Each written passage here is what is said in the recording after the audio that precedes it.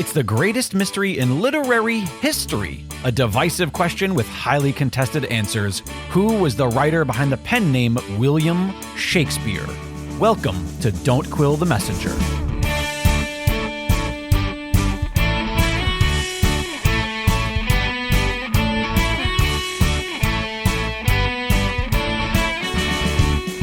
Here's your host, Stephen Sable. Welcome, Quiller Nation. You know, every once in a while we do an episode that makes me think, why did it take so long for this episode to happen? And this is one of those days. I welcome to you and to the program the inimitable Diana Price. You know her book, I know you do, because so many of you have written to me and asked me to seek her out and get her on an episode.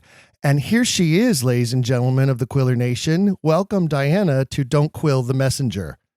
Well, thank you for inviting me. Your book, it's hard to believe to me that your book is more than 20 years old. It seems like it was just yesterday that it changed the aspect of how we look at the authorship mystery and really opened the door to, I think, a different realm of study about the narrative we've all been told over the years about what a writer is and what a writer should have.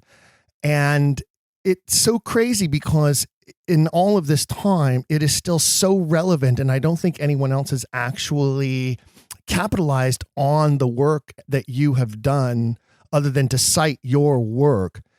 How do you feel about what has happened since that time, since the writing of the book, now 20 plus years into the history of its existence?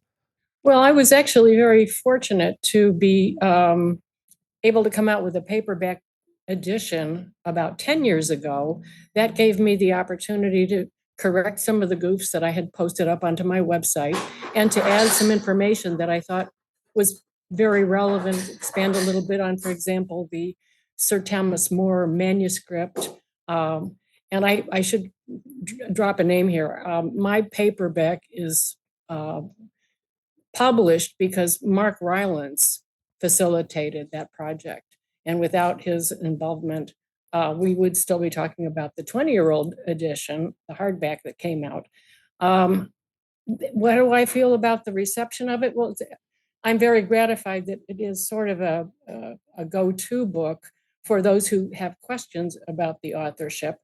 But my goal when I wrote it was to somehow take this subject, put it on the same playing field with the orthodox scholars, the academics, argue it on their turf, play by their rules, and hopefully get past the gatekeepers by doing it that way. And I have almost gotten past the gatekeepers, but if you are familiar with the launch of Shakespeare Beyond Doubt that Stanley Wells and Paul Edmondson hosted with Roz Barber, they really didn't want to deal with a peer-reviewed challenger, and that's my book. And Roz Barber, who is no shrinking violet, pointed that out to them, much to their dismay. And it resulted in Stanley Wells buying the book and putting up his thoughts about the book on a forum that he thought would probably get the least amount of traffic. That would be the website for the Shakespeare Birthplace Trust. He usually publishes in the London Times or the journals like Shakespeare Quarterly, London Review of Books, that kind of stuff. But he put this on the Birthplace Trust website, and he didn't even call it a book review. He called it his thoughts. I think he called it his thoughts on this book. And I exchanged with him twice, which was the start of getting past a gatekeeper. And then I got, after these two exchanges, a private email from him saying, we're done. So that's not winning the debate, that's shutting it down. Well, we know that that's his tactic. So that's my little adventure of almost, sorry? We know that that's his tactic. We've seen it time and time again, and it still continues to be his tactic. I know if you're familiar with Elizabeth Winkler's recent book, you know, that's his way. That's what he does. You know, and it's just the pompous stuffiness. You know, it's funny because they accuse Shakespeare skeptics of being snobs, and then they behave in such a snobbish way about their guy and any question of their guy. It's kind of it's very laughable. If it would be more humorous if it wasn't so tragic to the historic record. Well, you're quite right about that, and it happened again in 2016 when the British Library announced without any qualification whatsoever that the manuscript of Sir Thomas More, which is in their collection, represented the only known handwritten play manuscript in Shakespeare's handwriting. Well, that's a categorical statement, and it's something that they cannot possibly prove. I was even wondering if their insurance rates went up on account of making that announcement. But at any rate, I had just been published in the Journal of Early Modern Studies on the subject of Sir Thomas More and why there's no handwriting case that you can make, and the spelling and all these different arguments as to why you cannot show that it is a handwritten manuscript by William Shakespeare. You don't have a sufficient handwriting sample. You've got those 6 horrible signatures, which do not constitute a valid control sample with which to make a comparison. So I wrote off to the British Library, and I sent them a link to the journal article that I had just had published. And I got back a very terse communication saying, well, we're going to go with the consensus of our own people. And that consensus involved John Jowett, who is the ardent editor of Sir Thomas More. So there was a bit of a conflict of interest right there. But they have continued that. Last time I looked, and it was not in the last 6 weeks, but the last time I looked at their website, it was still up there with that unqualified statement. This is the only known manuscript in Shakespeare's handwriting. If that were a true statement, you and I wouldn't be talking about the authorship question today, because that would have solved it. And when the first collection of essays came out in 1923, the agenda was set forth by A. Pollard in his preface, where he said, if this is a manuscript in Shakespeare's handwriting, then all the authorship claims by Bacon and whoever else come crashing to the ground. I think he mentioned Darby, he might have mentioned Oxford, but there was the agenda. I often point out that that's his agenda, but the subtext is just as important. If Pollard thought that the Hand D manuscript could be shown to be in Shakespeare's handwriting, then he's making my point for me. He wouldn't need Hand D if you had literary paper trails that showed that Shakespeare of Stratford was the writer we all thought he was. Well, that's absolutely true. And, one of the things you pointed out there is you talked about the conflict of interest. And I think conflict of interest is basically the best way to sum up how the orthodox position and those who hold tight to it have spent their careers. I mean, it's very interesting to me, and always has been throughout my history with this mystery, that those who are so staunch against any question and against any research or any consideration whatsoever of the historical record and how it could be inaccurate at best and is probably fraudulent at the least, are the people who are consistently making money off of the fraud.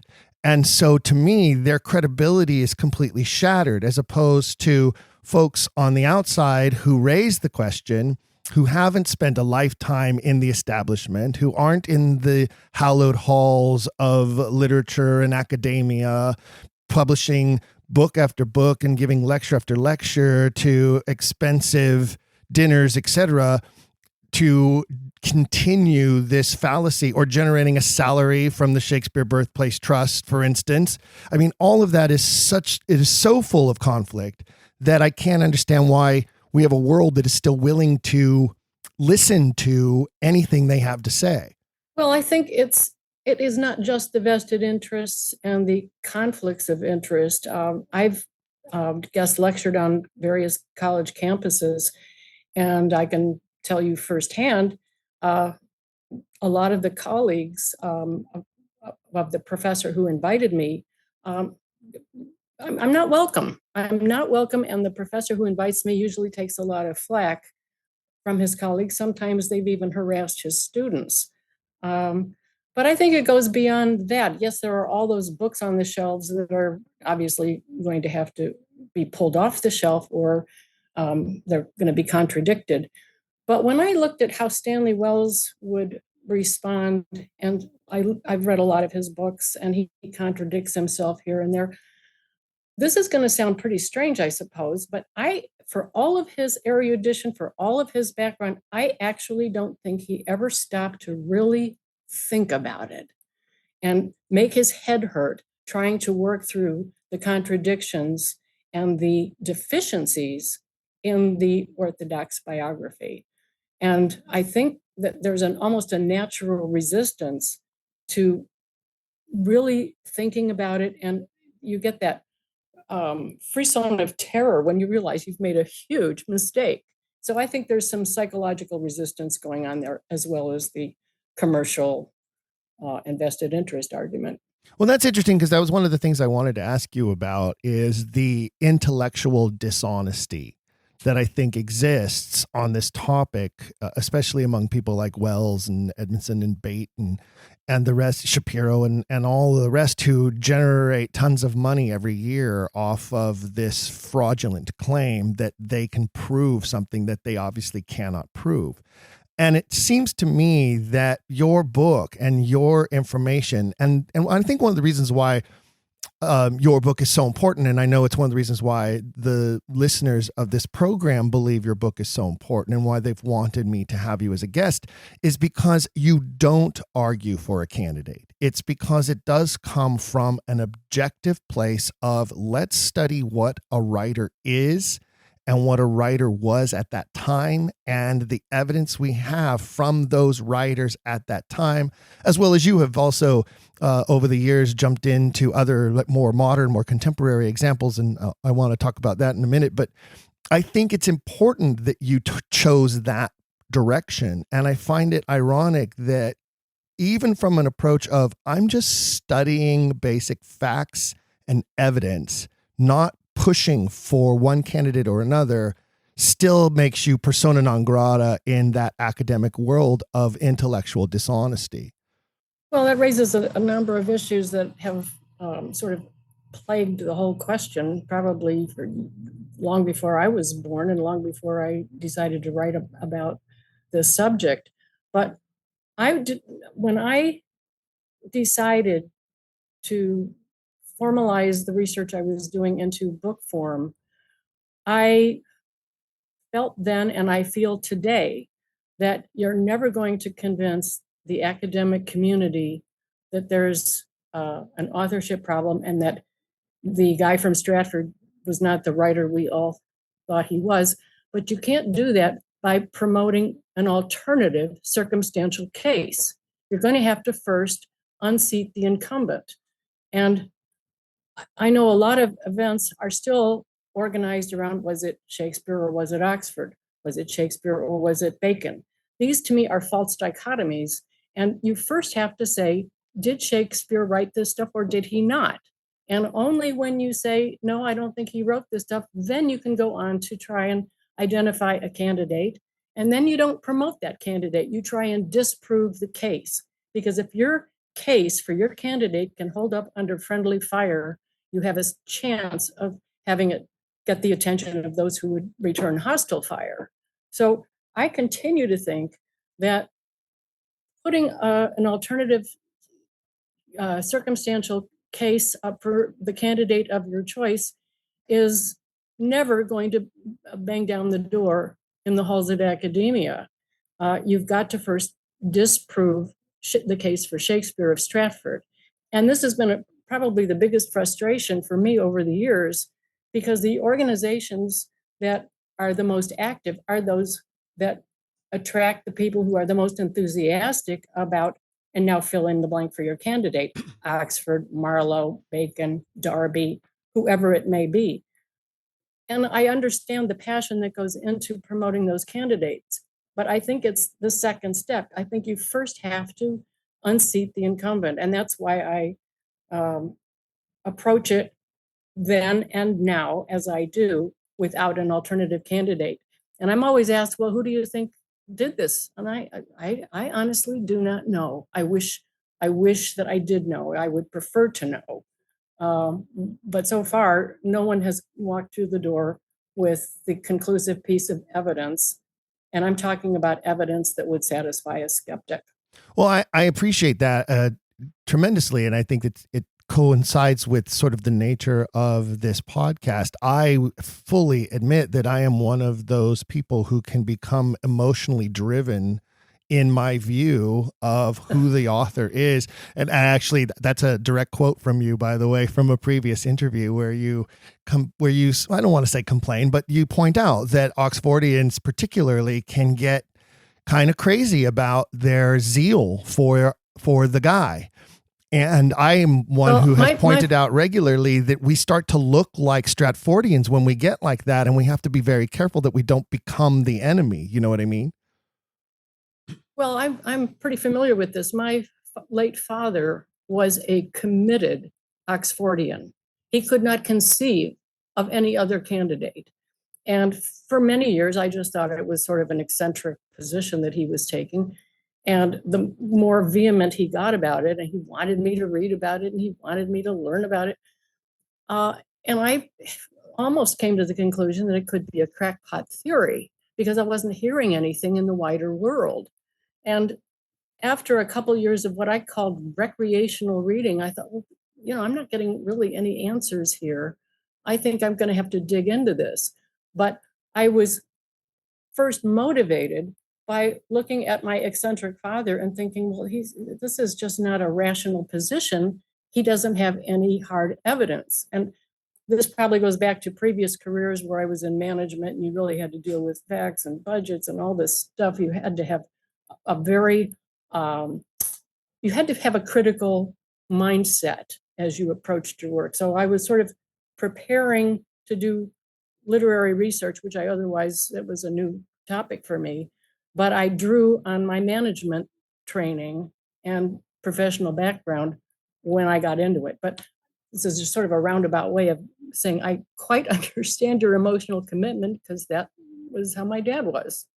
Well, it's funny you brought him up because that is a topic I wanted to bring up in the conversation, because I know from doing my research that your father was an actor and a director of plays, and thus a great fan of Shakespeare and an Oxfordian, which means that he and I have a lot in common.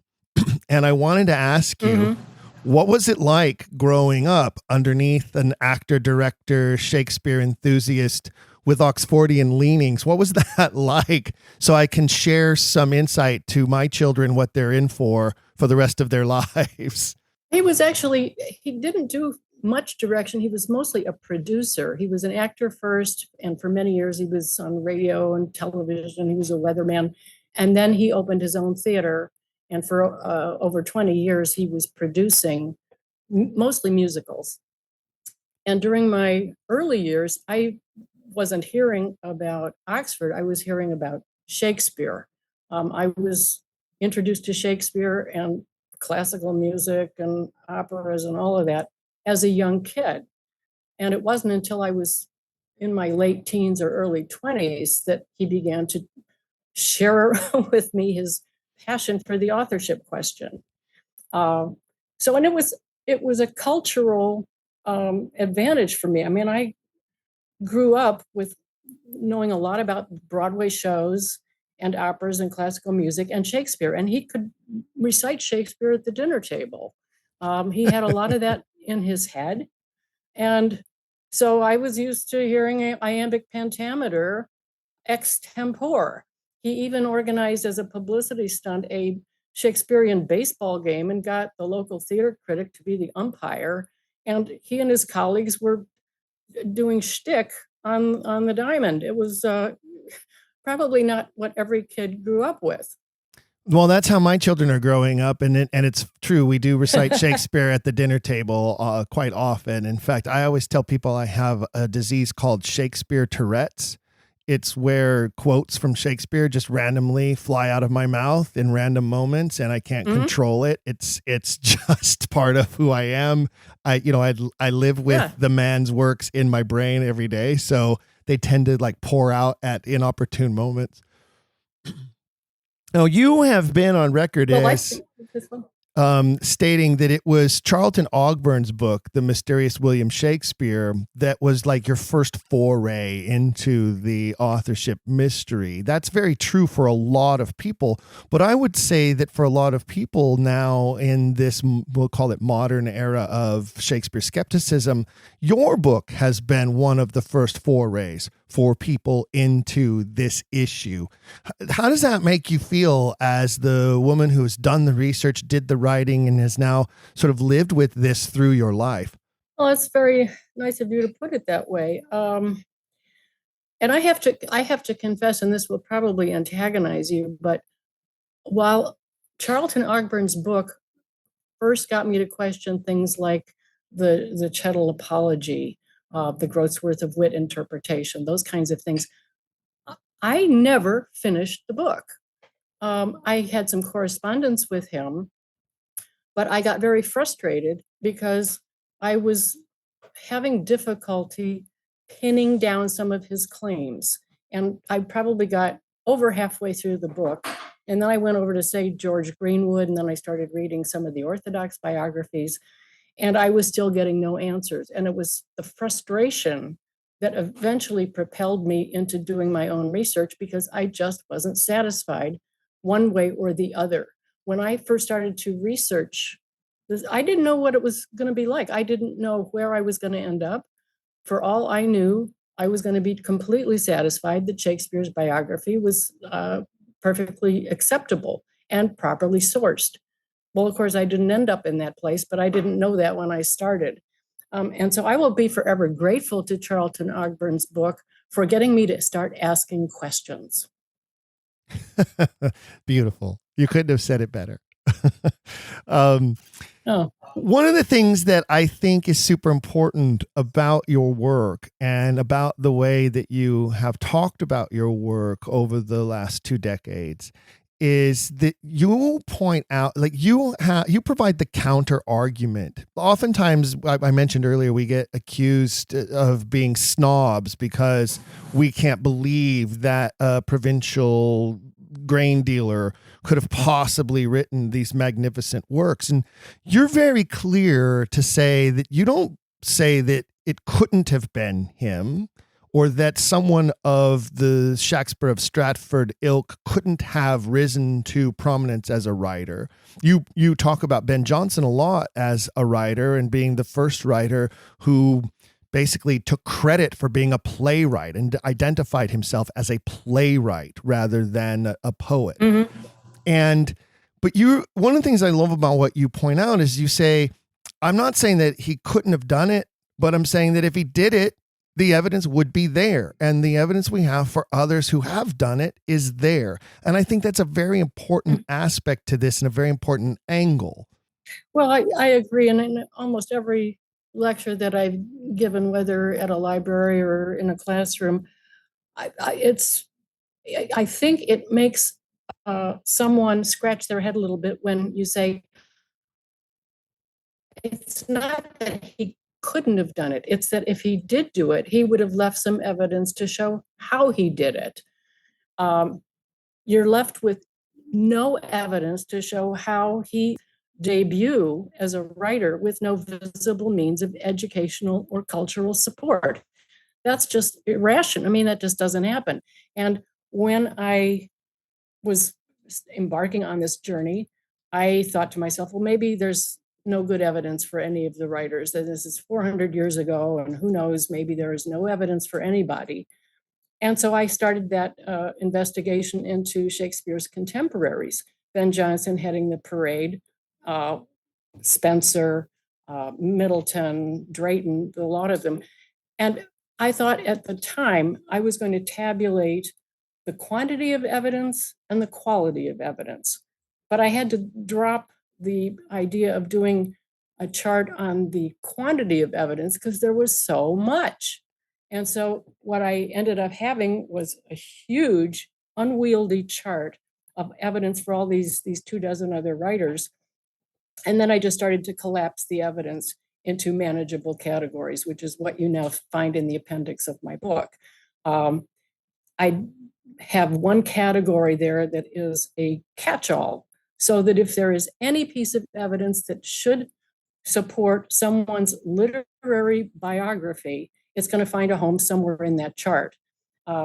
So that's, I make that point because I, of course, was accused of putting my finger on the scale and identifying only the evidence that I felt would show Shakespeare to have nothing. Well, of course, I didn't do that. I wanted to show that every other writer from that time period that I investigated had evidence to show their literary activities, interests, preparation. They got paid to write whatever it was. And I should mention that since I did 24 writers, by the time I got to, say, writer number 10, I was down into the third string. Shakespeare was in the first string, so he really should be up there with Johnson and Spencer. But the worst documented of them all, in my view, is that I looked into, is Christopher Marlowe. But you've got records of his education at Cambridge, and so that cupboard is not completely bare. And Shakespeare can't even top Christopher Marlowe. So to me, that is the single strongest argument against the orthodox biography. It is the deficiency of literary paper trails. And by that, I mean any evidence that can show or shed light on the literary life of the subject, whether it's a payment for having written something, maybe it's a personal dedication, maybe it's a manuscript, maybe it's evidence that they bought books or annotated books. Not every writer has every single category covered as I collapse those categories, but there's something for everybody. The only person who has no literary paper trails is William Shakespeare of Stratford, and that is a unique deficiency. And that is why I hammer that particular argument.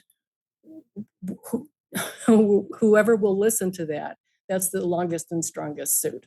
Well, and speaking of that chart, that now very famous chart, I've seen it pop up in presentations. I've seen it in YouTube videos. I've seen that chart rear its head over and over again over the last 2 decades, and well deserved, because it's such an important piece of evidence to point out to people, especially those who believe that there's no reason to question.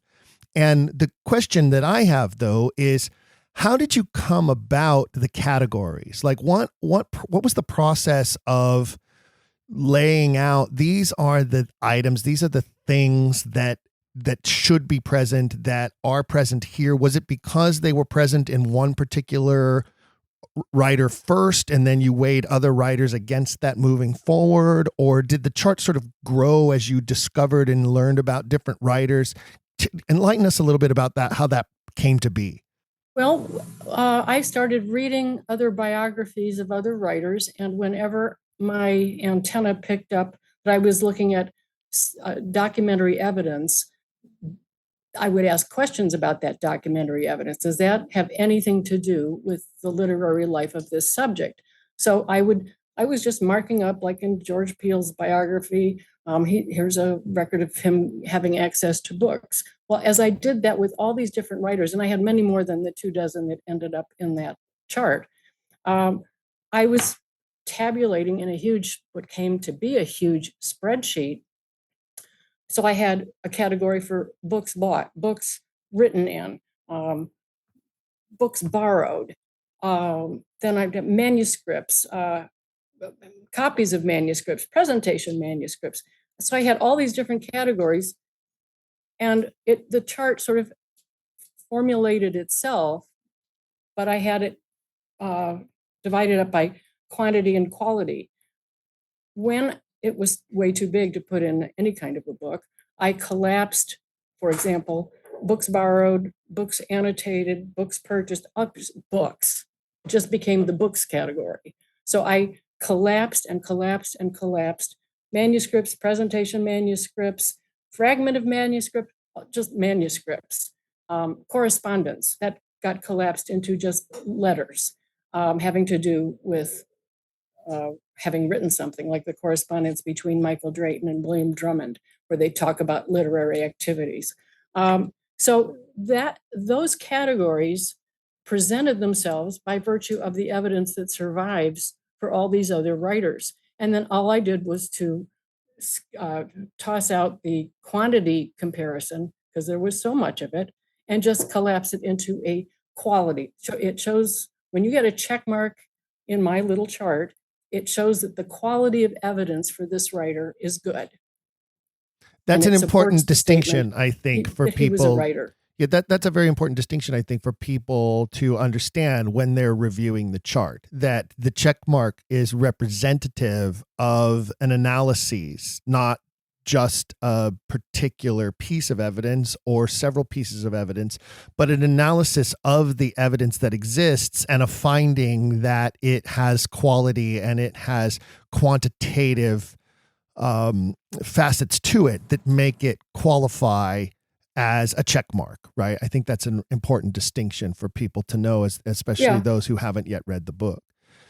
You mentioned the 24, and that there are many more that you studied besides the 24 you included in the chart. And you also talked about, and I love it, sort of like I'm a big football fan, so it's sort of a football reference there, that Shakespeare belongs in the first string, but he ended up being, like the third string quarterback if he's lucky. Who was in your first string? Like what were the first writers that you went, okay, I'm going to look into these big names first, the A-listers, as it were, if we're using a Hollywood example. Who were your A-listers, and then how did you discover the B-listers, et cetera? Like what was the process there? It's Ben Jonson is always going to head the parade. He was, self-fashioning. He was very proud of his work, and he tended to leave a lot more evidence than most of the other guys. But as you start reading biographies of, let's say, Spencer, you're going to run into Gabriel Harvey. When you run into writers who were in the Henslow universe, you're going to start tripping over a lot of other names. So I knew to look up John Lilly. I knew to look up Christopher Marlowe. I knew to look up even Michael Drayton. But then for a lot of those other guys, like George Peele, I wouldn't have known that. John Fletcher, Beaumont and Fletcher. A lot of those writers came into my line of vision because I had started researching somebody else, and they tended to interact with each other. For example, if you go to the transcription of the Henslow Diary, you're going to have tons of possible writers that you can investigate. And sometimes the only reason we know they were writers is because they got paid to write a play by Henslow. Some of them are very badly documented, but they're there in Henslow's diary. So now you have another set of writers that you can look up if you so choose to. So I could have easily had 36 writers in that comparative chart, but I thought 24 is enough. And as I said, you're down into the third string by the time you get to writer number 10 or 11. I mean, who has heard of George Peele today except for students of the subject? Nobody's heard of him. His plays aren't done. And so you're dealing with some fairly obscure biographies. And when I look at, say, George Peele, he's got, 7 or 8 pieces of documentation supporting his life, and he is not well known. So to me, that's another aspect that's important. When you look at the difference between a George Peele, even a Christopher Marlowe, and Ben Jonson, it's night and day. Ben Jonson is sort of the poster boy for good evidence. Well, that's a really important point too, I think, is that when you look at a lot of these writers of the day, they all interacted with each other, and one leads to another. And I think that there again is more evidence that, these writers in that time period all knew of each other, if not knew each other. There's correspondence that exists between some of them. There's documentary evidence of some of them writing about some of the others, as you point out, and one leads to another because there was sort of this circle, I like to call it a cabal of writers. And you would think that the greatest author of the age, the author who used the name Shakespeare, would certainly have had documented interaction with these contemporaries, that he would have been a part of the circle. Why is he not a part of the circle? It's a glaring issue, I think, that the orthodoxy never wants to address. They can't ever touch on. We know that some of these writers work together. We know that they shared ideas with each other. They write to and from each other and about each other, but not this guy from Stratford. He's outside the circle. Why? Well, it's even worse than what you say, because let's look at Ben Jonson and Michael Drayton. They do write about Shakespeare, but not to, in a sense of a literary connection. When you go through Johnson's Dinostrati, where he talks about the misquoted line from Julius Caesar, you're looking at someone who does not regard Shakespeare as a writer and a literary colleague.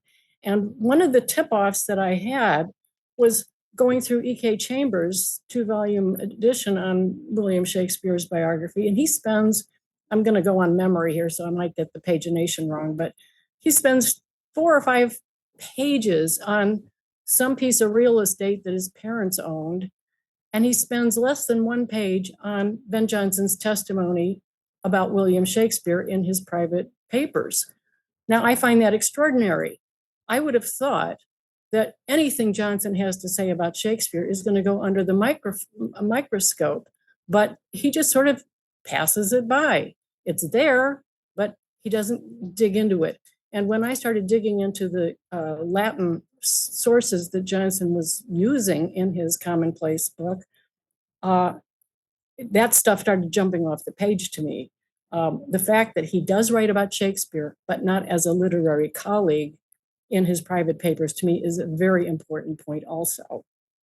Well, and I think what we're finding through some of the more recent work, some of the work of the unfortunately just recently passed away Alexander Wall was really starting to focus on Ben Jonson before his death. And I know that Roger Strittmatter is another one who has been focusing a lot on Ben Jonson. And I think that Ben Jonson obviously is a specific clue and a very important key to try to unravel this puzzle, as it were. And I think you're right. It's interesting how he sort of was, I don't want to say dismissed, but definitely, kind of just pushed aside as not being important to this. And I think that's because of the orthodoxy position of they pick and choose what they want. They cherry pick the stuff that they want to use and talk about, and the stuff that is useful to their argument isn't very strong and isn't very solid, especially when comparison to the stuff that is useful in the counter argument. And so they, don't want that stuff to be looked at or examined. And I think that's, again, this sort of intellectual dishonesty that goes on in those halls that your book so clearly points out is prevalent to the storyline. You mentioned Marlowe, and you mentioned how there's so little about Marlowe. And the question I would have for you through your research and now, these years since, and also, the revisions made to the book in the paperback version, as you pointed out in 2013, is there any thought from you that the reason we have so little about Marlowe is that they were trying to sort of erase him, that he was maybe a victim of the authoritarian regime and had, he'd been a spy. Obviously, we have some evidence that he was working for Walsingham off and on, maybe even as a double agent with France. Do you think that the reason why it was so hard to find so much, any of the type of check marks that you find for like Johnson and others was because they tried to wipe him out? I think that the primary reason that we have trouble finding evidence for Marlowe is that, I'm going to get the year probably one off, but in the year that Shakespeare was making his literary debut, I think that'll be 1593 with the narrative poem. Yes. Marlowe's getting killed. So he's dying. His life is over just as Shakespeare is coming into print. So that right there, you've got a problem with him dying so young. Whether there was a conspiracy, I don't know, but I happen to think that Thomas Kidd's letter from when he was in prison, talking about him sharing rooms for writing with Marlowe, I think that's a pretty solid piece of evidence. I've had to struggle and work with that particular piece of evidence because some scholars think that testimony is posthumous, and some don't think it's posthumous. Some think that Marlowe had not yet been killed. I think I cite some scholars who think that it was set forth while he was in prison, but Marlowe was still alive. And if you were going to really try and stamp out Marlowe's record, you'd have to have destroyed that letter also. One of the things that I don't know if that answers your question. Yeah, I understand what you're saying there, and I think that's a good point. And I think that it could be that some of the evidence that we do have, including the Kidd letter, is that they just couldn't get their hands on it, or they couldn't find it to destroy it or wipe it out. I do think it's interesting that Marlowe seems to be, especially now to wander into this realm, from an Oxfordian position, it seems to me that Marlowe suffered to some degree a similar censorship and fate that I believe that the Earl of Oxford suffered. And so I think that's sort of what the connection I was trying to make there. But to move on to the next thing I wanted to talk to you about, I find it, I'm very admiring of the way that you have sort of countered those professors and those members of orthodoxy and those who belong in the Stratford camp who love to counter this question with, well, what does it matter? Or to say, it doesn't matter. The plays are here. We have the plays, and who wrote them isn't important. And I love the way that over the years, you have very easily and very specifically pointed out that every single one of those professors, theater directors, producers who takes that position puts their name on all of their work. Well, of course they do. So it must matter. Well, not only that, but how many biographies have been written about William Shakespeare? Hundreds. How many literary biographies have been read on, pick your writer, whether it's, Lillian Hellman or Oscar Wilde or whoever. People are interested in literary biography. That's why they get written. That's why they get bought. That's why they get read. So of course it matters. And it would be the equivalent of saying, well, it doesn't matter that Mozart wrote Mozart. Well, of course it matters. Well, and you also point out that the works are definitely the works of an artist, a creator artist who is a creative type, and that all great works come from some artist who is, and I think I'm probably butchering your quote, but that they're compulsive creative types. Yes. And that we feel compelled. I agree. To create our art. And I think I'd like to say, and of course I'm not telling you your life, but it seems to me like growing up underneath an actor, producer, theater owner, father gave you a lot of exposure to that type of compulsive artist behavior. And so you have some insight and understanding, personal understanding as to what that is. It seems to me like you inherited some of that because you wouldn't have had the impetus and the fortitude to follow through with all of your research and put it into published form, and then to revise it 10 years later and put it out there again. So I love that aspect. And you tend to point out, I've seen you reference the works of Arthur Miller as your example of literary biography of a compulsive creative type who literally puts their life into their works. And I would say that a lot of people, whether it's Oxfordians, Marlovians, Baconians, whoever, we try to find our candidate's life in the works. Would you agree with that? To an extent, I certainly would. And I don't have a particular candidate in mind when I think of a man of rank, an aristocrat, someone who was in the courtly circles. And when I look at, say, a scene from Hamlet, I can project that sensibility into the scene with the players or that kind of stuff.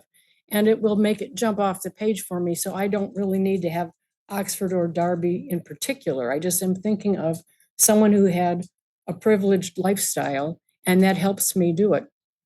I would also say, just your thinking about my dad and my upbringing, what you might not know about my own background is that I was a business manager for Cleveland Ballet, Cleveland Playhouse, a bunch of different performing arts organizations. And so I had continued exposure to the compulsive artists. One of the choreographers at Cleveland Ballet, he was going to create these ballets whether you paid him or not. He had to do it. So I was always in the company of certain types of compulsive artists, and they were always the creative ones, the choreographers, the directors, the performers. And in my view, whoever wrote the works of Shakespeare was a compulsive artist. He was going to write, and if it's a he or a she, he was going to write that stuff, whether he got noticed or not. He was his audience. And if he was writing for his circle of friends, that would explain a lot of the imagery from the aristocratic pastimes, whether it's falconry or royal tennis or the rest of it. So yeah, I think there's a compulsive artist at the holding the quill. I just don't think it was Shakespeare of Stratford. He does not strike me in his biographical record as a compulsive creative artist. That's an excellent angle and aspect that I don't know has been explored to the extent that it should be. And it just dawned on me that it's an aspect of your book and your area of research that I think we could really explore further, which is that when you look at some of the works of some of the authors that you studied, it is very evident, I think, in some of those works that they were writing for the money, that the quality of the work isn't great, that they're just trying to pen something out. They need the cash. They need Henslow to pay for their next thing. They need to make a pound or two in order to put food on the table. They're writing for survival in many cases. And I think the quality or lack of quality in some cases that exists there is evidence of that. But when you look at the works of Shakespeare, I think it's very hard to find a work there that you could say, well, he just threw this together for the money. And these don't look like the works of an artist who is starving, who needs to eat, who needs to produce massive amounts of product in order to keep the cash flowing. It just doesn't come across that way. Well, yeah, and you're creating a contrast between what we would probably call a hack writer and a creative genius and a compulsive artist, and those are two different animals. So, yeah, if you look through some of the traffic going through Henslow's diary, you're going to see some of those hack writers, and the some of the collaboration that is detailed in the Henslow papers show that they were farming out, okay, you'll do act 1, you'll do act 2, you'll do act 3, you'll do act 4. And then you get this hodgepodge result from 4 different playwrights, 5 different playwrights who just sort of cobbled it together and, okay, so where's my money? But I don't think that's what we're dealing with Shakespeare, and I think Johnson has a high level of artistry. He cared about what was going on stage and on the printed page. I would say the same about Spencer, but I'm not so sure you could say that about old Thomas Middleton, who's certainly good at what he was doing, but I can't put him in the same rank. Well, and Johnson's a great example because I think that when you look at Johnson's work at the time when Shakespeare was active, Johnson's work is better. And I feel like whoever the writer Shakespeare was, those works were inspiring other writers to achieve, to match the level, the quality. And when you look at Johnson's later works, especially during the Jacobean era, where the king is basically throwing money at him to write masques and cheap pieces, and Johnson's stuff after that is not as good. It's just not as good. He's become poet laureate. He's making cash. He's just, spewing out whatever the king asks him to put together. James wasn't known for being a great, connoisseur. He definitely was a consumer of art, but I don't know that he was a true connoisseur of art. And I think that you can see that in Johnson's history as a writer too. I think that's a very good point. I hadn't really thought about that. Hold on one second. We've got a phone ringing. I hear that. You'll want to cut this part out. It's gone? Okay. Sorry about that. Where was I? Johnson. I was talking about the quality of Johnson's work degrading through his life. Yeah, I think that's a good point. I haven't studied him the way I've studied the Shakespeare story, but of the things that I've read, I thought he was at his height. He was the master of the insult. He was falling down funny.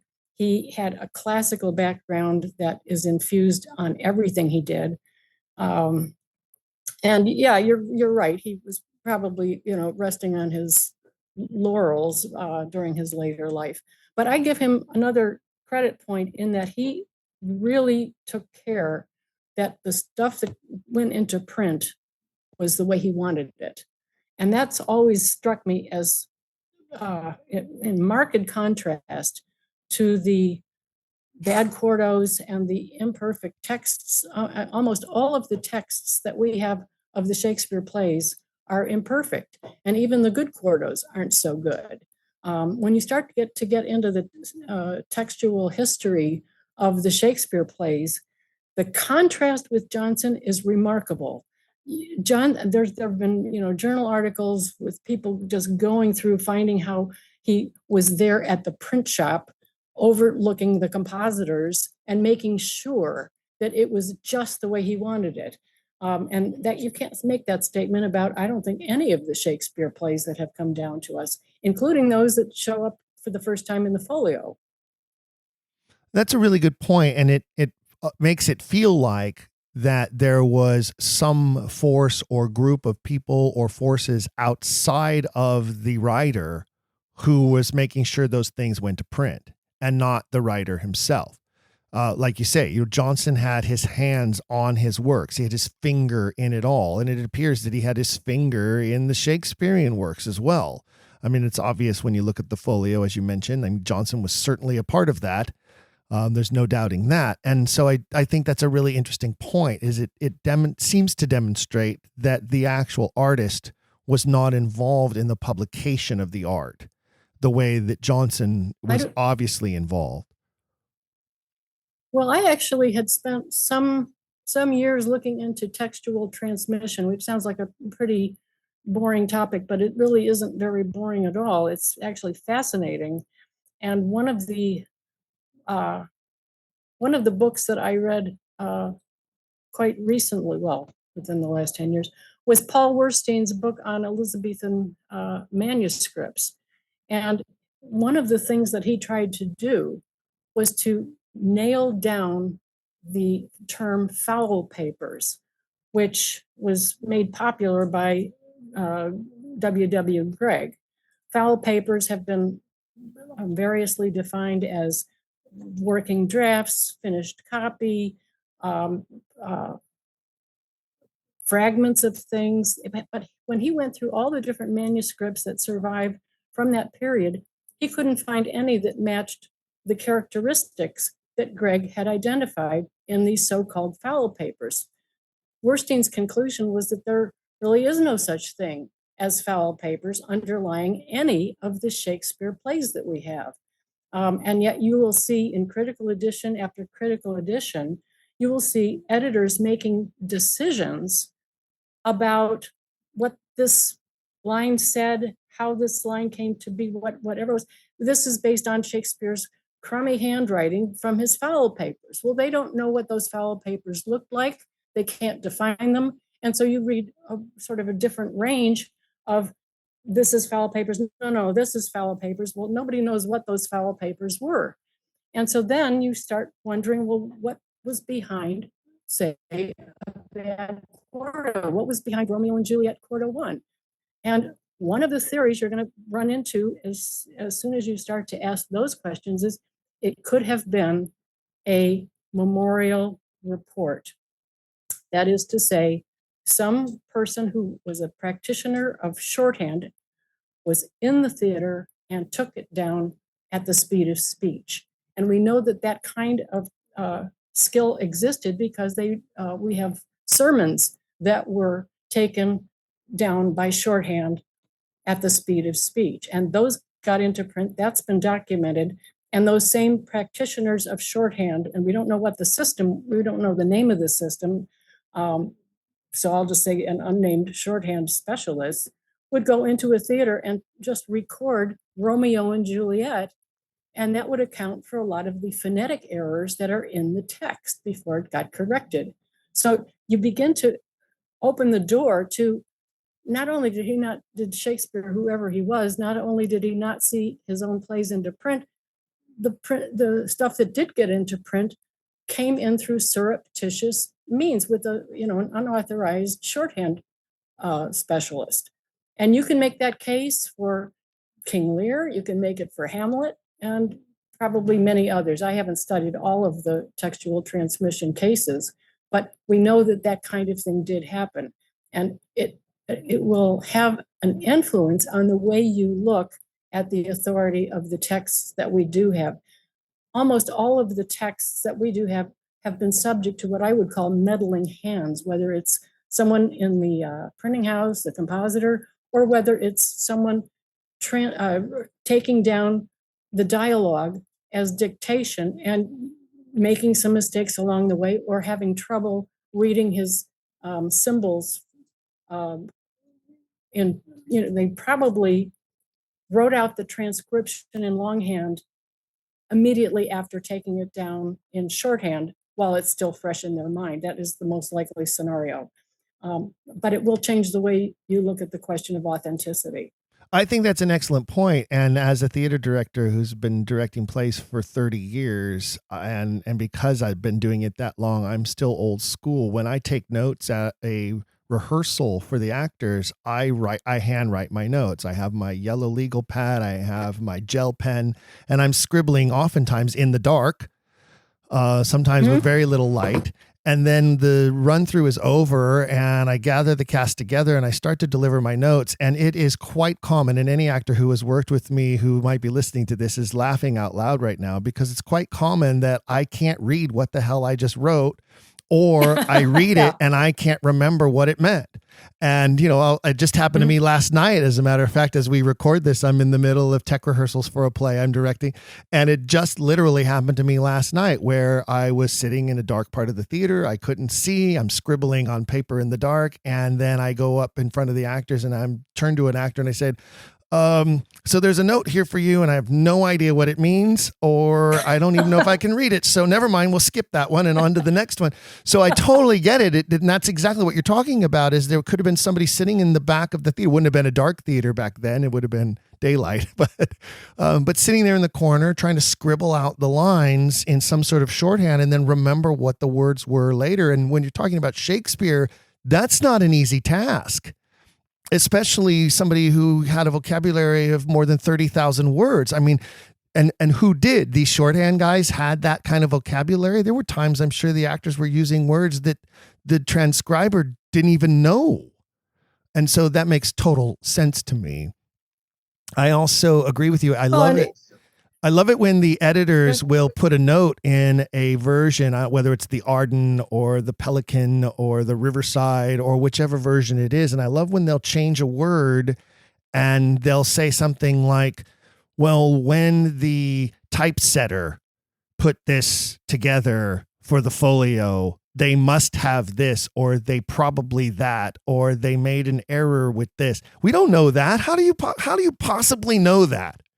They ran out of S's, so they had to put another letter here instead. Like, I mean, come on. How do you like? That's ridiculous stuff, but it happens all the time. Well, and if any of your listeners have dipped into the work by Adele Davidson, she was trying to resolve some cruxes in King Lear. And there's the scene, I think it's Gloucester, with he's wandering across the moor with his eyes bloodied. And the line says, "Here comes my father, poorly led." And then the next edition says, "Here comes my father, party-eyed." And so what Adele Davidson did was take those two obvious misreadings and reduced it to what a shorthand report might have recorded. So she takes out all the vowels, because all you want are the consonants.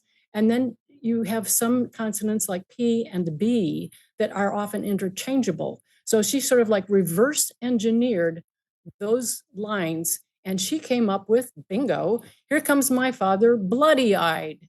Well, of course that makes sense. And it's the method by which she got to that answer. That is a good resolution of a crux that has been vexing editors for centuries. And if you actually apply that kind of method, now she actually thought that the shorthand was being done in a controlled setting outside of performance. She was not considering that there was a shorthand practitioner inside the theater during performance. And that, I thought, weakened her case a bit. But you will find other cruxes in King Lear. For example, my head's on King Lear right now. There's a nonsense line called "my rack," my personal WRACKE. Well, the word was miracle. So you can begin to reverse engineer problematic texts to see what the author actually wrote and what the performer said on stage. That's an excellent aspect of this that I don't know that I've had anyone bring up before or raise to this extent. So thank you. That's wonderful insight, not only to my listeners, but to me as a director who's been directing Shakespeare for 30 years and who has often, as I said, run into these different editions, different copies, different edits. And sometimes I agree with what the editors have decided. And sometimes I go, well, this makes absolutely zero sense. And so then I go back and try to find, look at the folio. I try to find the, earlier quarto versions if possible to try to figure out what exactly, because the words matter. I think this is a man, and I do believe it was a man who wrote the plays and not a woman, not that a woman couldn't write and not that women certainly weren't key influences and that's obvious through the works. But I believe this was a man who chose every word with specificity beyond any other writer. And that's one of the reasons why we love the work so much. It's the specificity of language that is so crucial and so important. And that's why it frustrates me when editors just kind of willy-nilly make a decision, as you point out. Well, and I happen to agree with you it's a subjective assessment, but I think it was a man, not a woman. And one of the corroborating pieces I hope you've read Richard Rowe's book about Italy, because whoever wrote Shakespeare's plays had sojourned in Italy. And for anyone who wants a fun read, and every chapter contains that's just a revelation. And there's 2 or 3 revelations in every chapter he writes. But when my husband and I went to Venice, I don't know, 10 years ago, whatever it was, we retraced his steps through the ghetto and through the through the arrows, where Othello lived. The Sagittary. Yes, thank you. Thank you. That's the one. So it was great fun to actually see what Shakespeare had to have seen. And these were all minor things. These were not major things. There actually is a penthouse where Shylock lived, and there's only one penthouse in the ghetto that is specified. So, I mean, this is just all specific stuff. So whoever wrote this, the plays, I am convinced that that person took the grand tour. Maybe it was somebody's second son. I don't know, but whoever it was, they were financially well off enough to take the grand tour. And that included Northern Italy. My wife and I just last fall did the Richard Roe tour of Italy. You did? We used Richard Roe's book as our guidebook and set out our itinerary and followed and tried to hit as many of those spots as we could, including going through some areas of Tuscany that we believe are referenced to some degree. And then Verona and Mantua, and then of course Padua and Venice. And yeah, we saw the sycamore grove that Romeo talks about. We went through Sabbionetta and stood at the Duke's Oak, the back gate of the town. So you went to Sabbionetta? Yes, we did. That was a big part of our trip. Yeah, we did. It was a wonderful, wonderful marvelous trip. We saw Castiglione's tomb in a little church just outside of Mantua that has Giulio Romano's sculpture resting above it of Christ resurrecting from the tomb, just like Hermione resurrects as a statue in Winter's Tale. Yeah, that's what we did. We went to see Old Gobbo and the Sagittary, and yes, we stood outside Shylock's window. Yeah, we did. We did the same thing just last fall. So I agree with you. It's an awesome thing to do. And it does, I believe, absolutely prove that the author of the works took that tour. And I think it's one of the most compelling things about the Oxfordian claim is it's hard to find other potential authorship candidates who you can prove without a doubt took that tour, took that trip, where what stood in those places. I think that's an important aspect of the Oxfordian claim. Well, I actually think you've just touched on, like, those who want to research this subject further.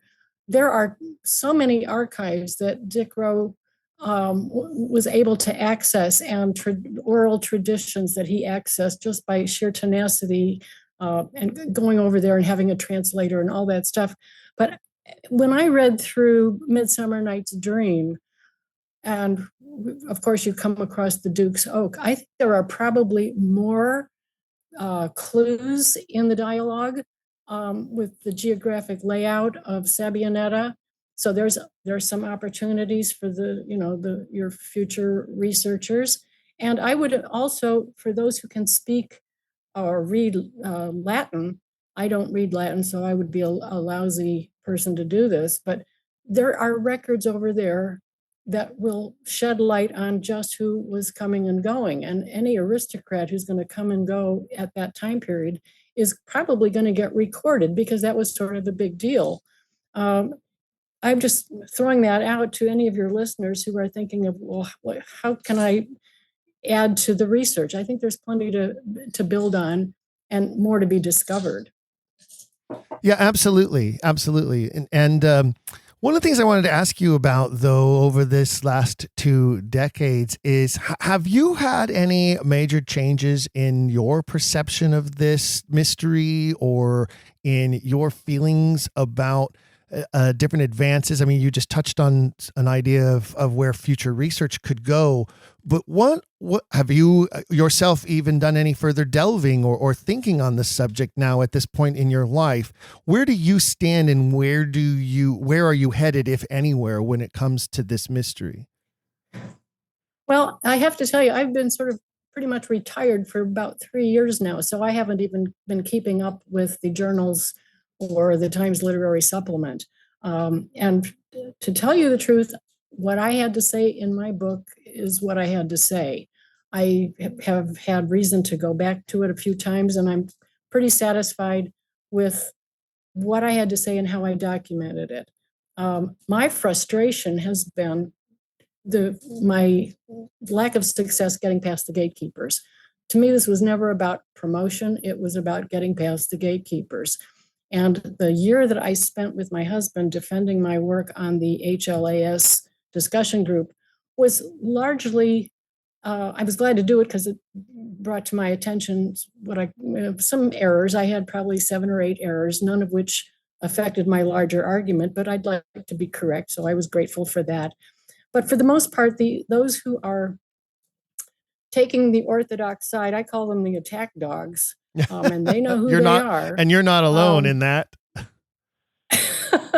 But it was almost disingenuous. The term that I've recently learned is called sea lioning, where you try and engage the person in a fairly gratuitous discussion. You feign ignorance, you feign you feign interest in the subject, and what you're really trying to do is wear the person down and get them frustrated to the point where they say, "Go chase yourself," or worse.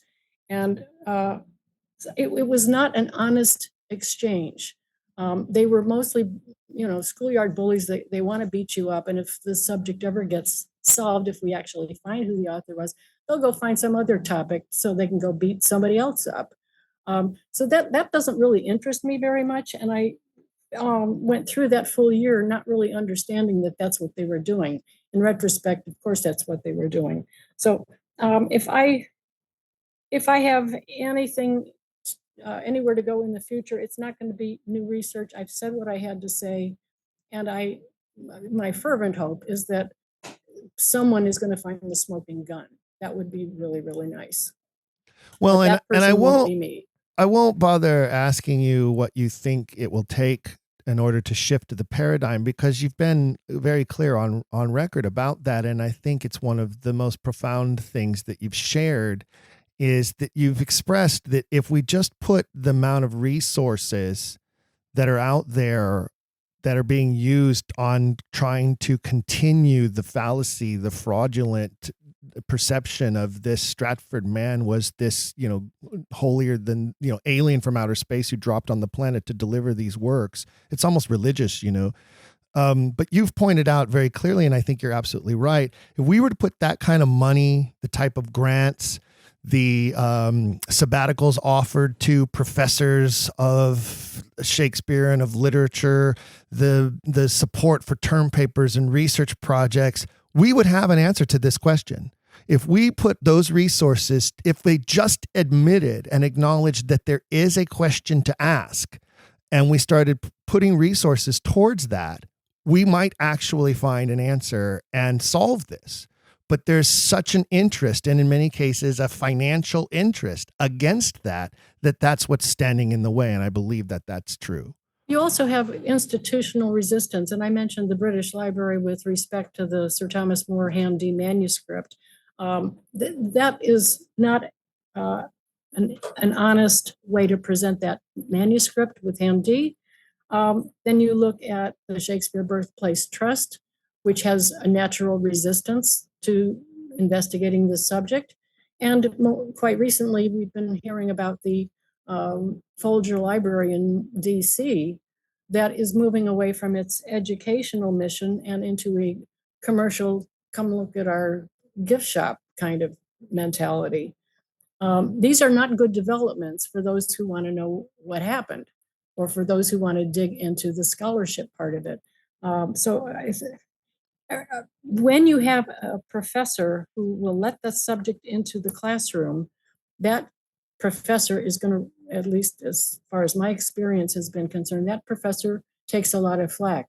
So you've got institutional resistance all along the way, and it's only a few renegades and free thinkers and those who put a premium on critical analysis that will let this question go forward. And the first few lectures that I gave at a local university was not in a class about Shakespeare. It was in a class about critical thinking. And I organized 3 subsequent lectures along the lines of documentary evidence, then after that, secondary sources, and can you trust them? And then third, the comparative analysis. all of which were exercises in critical thinking from a pedagogical standpoint. Well, I think that you're right, and my great hope has been and continues to be, there are some bright spots in my life on this hope because of this podcast series and because of the listeners that continue to grow and become a part of the Quiller Nation. Is there's a younger breed of super sleuths out there who are interested in this topic, and they are going to become the researchers of the future. And I think that as we get new waves of students into these universities, they can be in a position to demand that this topic be allowed into the classroom, that they can become the professors of the future who will discuss this in the classroom. Maybe they become the researchers and the scholars of the future who are tired of the same old hollow narrative, who see the holes in it, and who want to make a greater name for themselves in their careers as solving the mystery rather than just falling in lockstep behind what the truthfully totalitarian university types have dictated and enforced upon them. Well, I think you're right, and I think it has often been said that we're going to have to wait for the new generations to come into their own, because those in the generations of Stanley Wells and Paul Edmondson and the rest of them are just not going to look at it, and they're going to insult you. They're going to put you down. I have been subject to lots of verbal abuse and contempt and all that kind of stuff. Well, who wants to have to deal with that on a regular basis? The obvious solution is to look to the next generation who has an open mind and isn't already in a rut where you. My dad always used to say, the only stupid question is the one you don't ask. And I never forgot that. And it continues to, it's always uppermost in my mind, because you're never going to get answers unless you ask good questions. Well, that is the theme of our show. So I think I couldn't have said it better. It's almost like you're delivering the tagline for me there, Diana. I want to thank you so much. Thank you for devoting this time for our listeners and sharing with us some of your insights after 2 decades of the book's existence. And like I said, it's hard to believe that it's been around that long. Folks, if you want to find it, we never actually said the title of the book. We just assumed everyone knows you and the book. It is Shakespeare's Unorthodox Biography. Her name is Diana Price. Sounds just like it's spelled just like it sounds. You can find it on Amazon or other book buying locations. I will caution you, Quiller Nation, if you want an original hardback, it's going to cost you. I've done the research. An original hardback copy is going for upwards of $80 now. But you can get the paperback for as little as $19.99 on Amazon. And it's just as good, if not better, because as Diana pointed out, there are some revisions in the 2013 paperback version. So find that on Amazon. If you don't have a copy in your Shakespeare authorship mystery library, you need to have a copy of Diana's book. And for those of you who already do have a copy, my pleasure. And many of my listeners already have a copy, and now they're going to go back and reread it, and they'll have your words and your insight to take them through it a second time or a third time. For some people, it might be even a fifth or sixth time they're reading it. But if you don't have one, go get one. Amazon.com, Diana Price, Shakespeare's Unorthodox Biography. Thank you again, Diana, for sharing your time and insight with us today. Thank you, Stephen. It's been a great pleasure. I'm so glad we finally had this opportunity to talk. Hey, fellow Quillers, before we wrap this one up, I'd like to give a shout out to our August Quiller of the Month. I know this is the September episode, but we were a little behind, and we do want to make sure that Stephen Hopkins receives his due as our Quiller of the Month. Stephen, congratulations, and I hope that you have selected your free Quiller swag item from the Quiller Swag shop. that you can find right off of the homepage of our website. Want to remind you all to share our social media pages with everyone you know. And don't forget, at our patreon.com page, patreon.com/don'tquillthemessenger, is where you can find all kinds of information about how to support the program, different levels of support, and how you too can be entered into the monthly drawing for Quiller of the Month, as well as access our ever-growing library of bonus feature episodes. There's well more than a dozen there, I think 15 or more. And we have a new one coming soon for September. So make sure you check out the library of bonus features, only available to those of you who are sponsoring the program at the right level. Find out more about those levels by going to patreon.com/don'tquillthemessenger.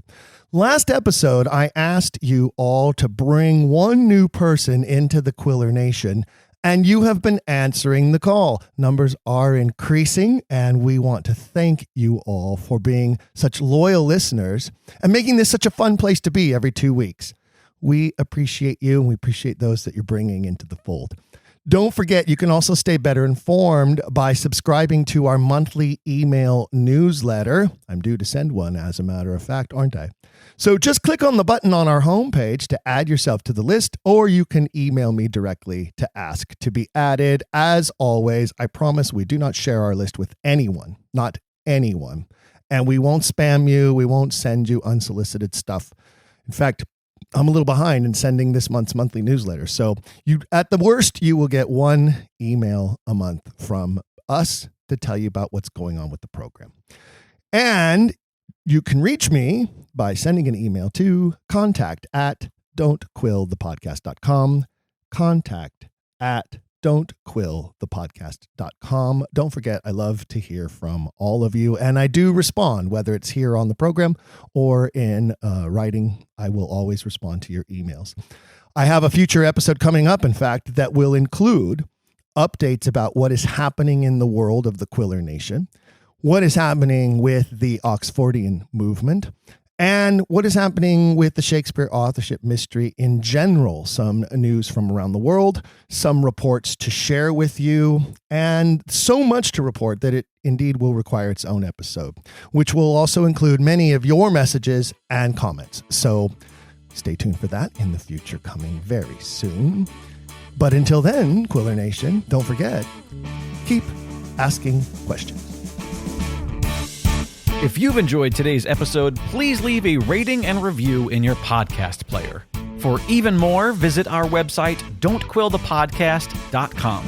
There you can find official merchandise in our shop, as well as a link to our Patreon. This show is made possible by people like you. We hope you'll consider showing your support by becoming a monthly patron, where you'll receive bonus material and tons of exclusive perks. You can also join in the conversation on our Discord and by following us at Don't Quill the Pod on all social media.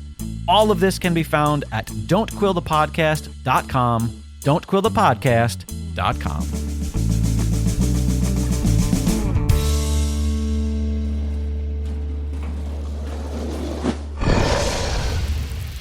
It's Dragon Wagon.